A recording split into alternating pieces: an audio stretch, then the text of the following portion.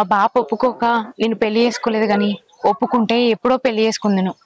నిన్ను కాదని వేరే ఆయనకిచ్చి పెళ్లి చేసినందుకు ఆయన చేసుకొని నేను ఎంత బాధపడ్డానో, నేను ఎన్ని ఇబ్బందులు పడ్డానో మా బాపుకు దగ్గరుండి చూసిండు.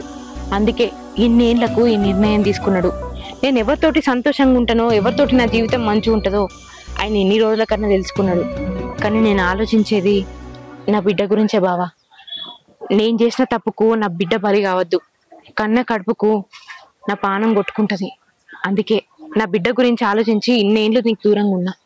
అంతేగాని నేను ఇది ఇష్టం లేక కాదు. కానీ కానీ ఏం భవాని, నేనున్నా కదా, నువ్వు ఆలోచించు. మా ఆయన ఉండంగా మన పెళ్లి జరుగుతుందా?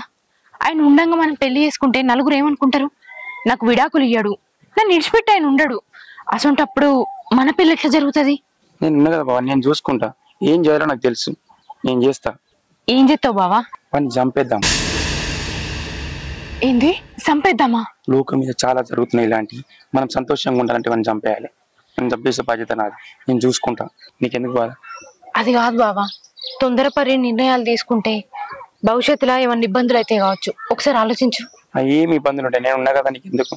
వాడి చావుతోనే మన పెళ్ళి, నువ్వేం భయపడద్దు, నువ్వు వెళ్ళు.